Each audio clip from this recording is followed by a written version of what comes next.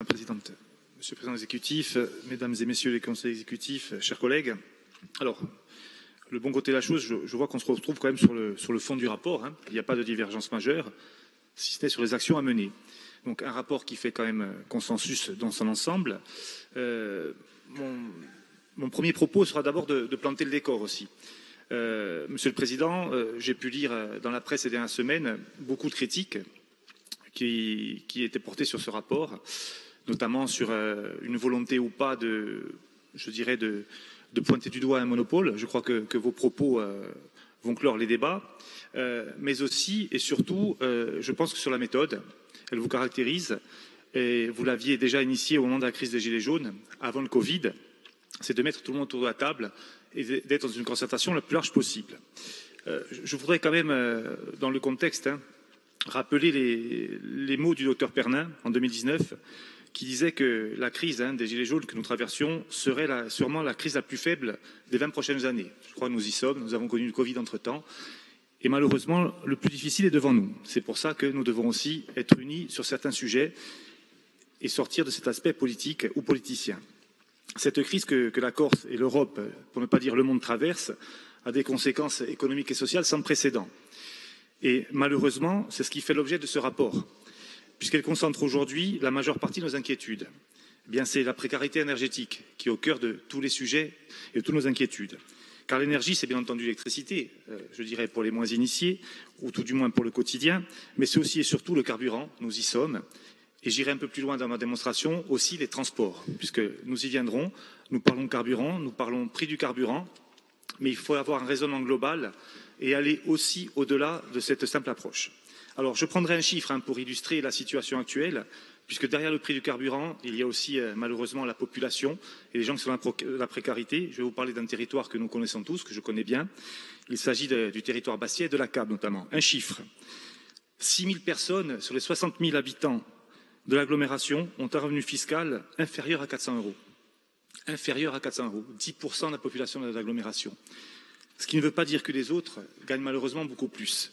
C'est vous dire l'impact aujourd'hui du prix du carburant et plus largement de tout ce qui a trait à l'énergie au niveau des ménages.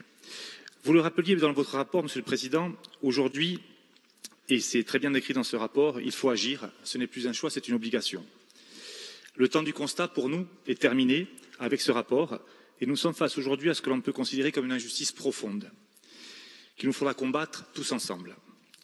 S'agissant du plan d'action que vous décrivez dans ce rapport et que vous nous demandez de valider, il permet de projeter l'action de notre collectivité et devra nécessairement être corrélé avec celle d'autres acteurs, comme l'État, j'y viendrai, ça sera le second point de mon propos, les collectivités locales et bien entendu les acteurs économiques du secteur.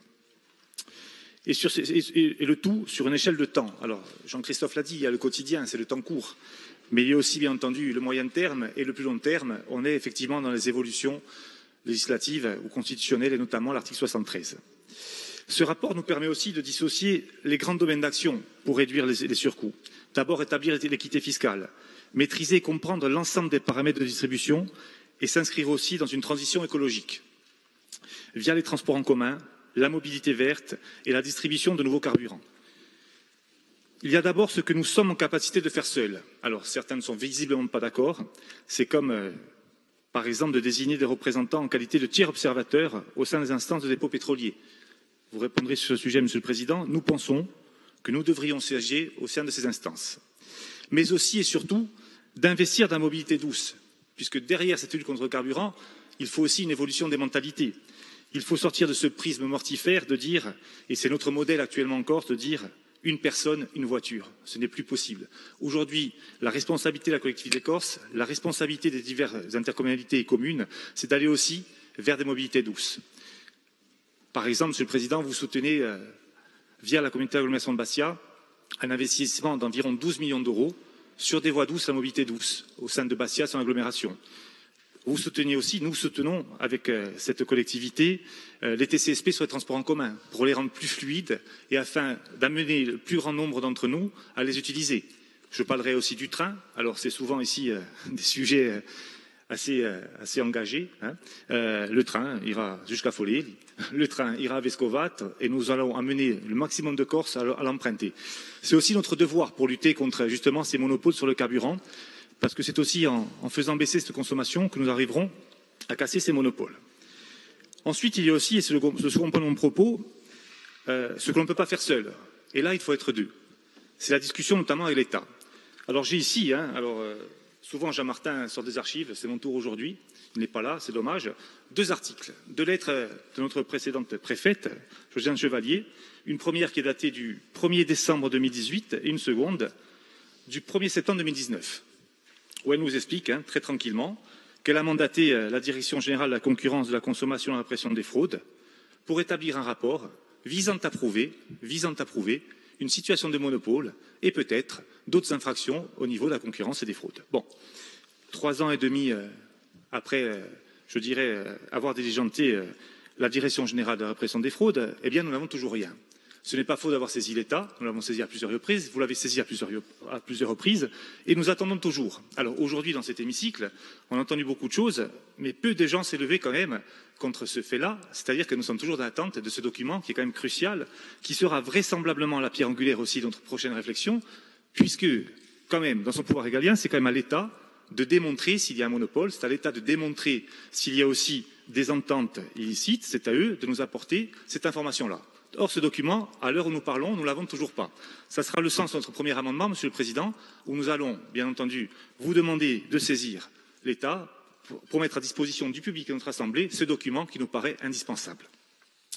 Pour la suite, nous l'avons dit, eh bien, ce rapport a le mérite quand même de poser un constat, a le mérite aussi d'essayer de proposer des solutions, notamment, Monsieur le Président exécutif, dans l'encadrement des prix.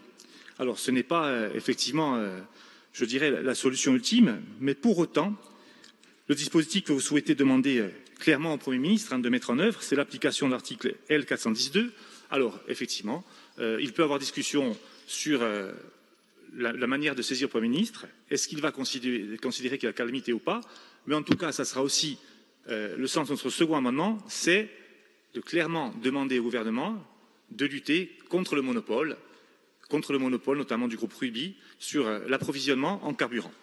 C'est pour ça que nous demandons aussi l'activation de cet article, et dans un laps de temps réduit, réduit, contraint, c'est de 6 mois maximum. Ça permettrait aussi à la collectivité de Corse d'observer l'impact réel de ce dispositif sur le niveau de vie des Corses.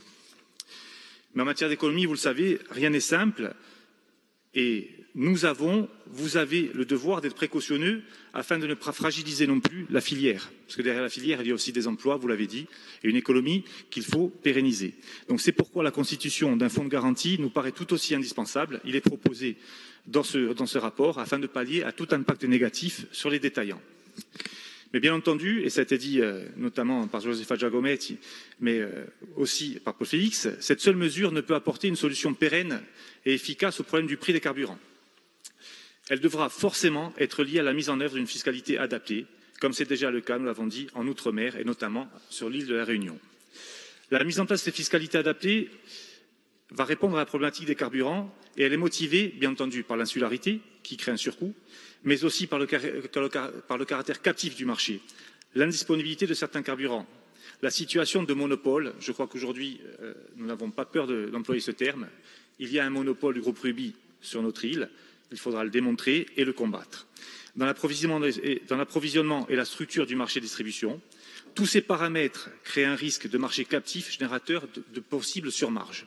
Ça a été dit, mais nous le répétons, nous jugeons aussi que ces surmarges, ce n'est pas à nous de les prouver, c'est en tout cas à la direction de la consommation et de la concurrence, de la répression des fraudes.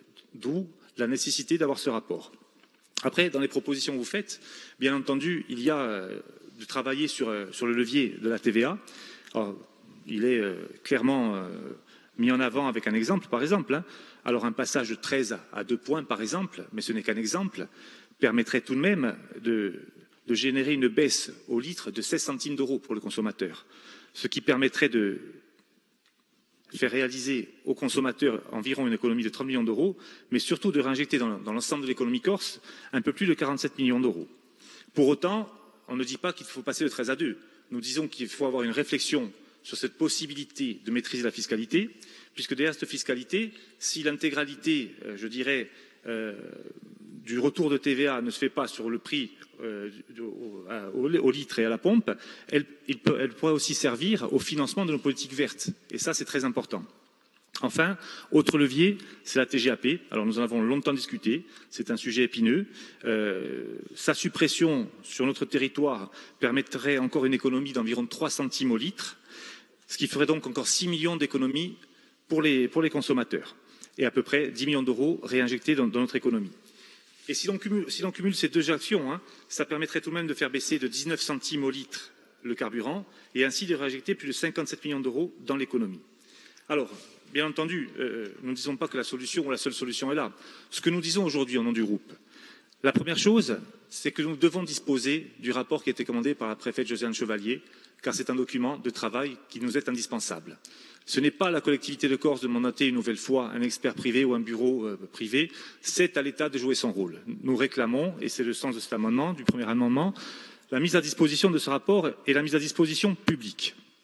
Le second point, c'est de dire que la collectivité, effectivement, soit par le biais d'une entrée au capital, soit par tout autre moyen, doit lutter contre le monopole de rubis, et c'est à l'État de nous donner les moyens de le faire.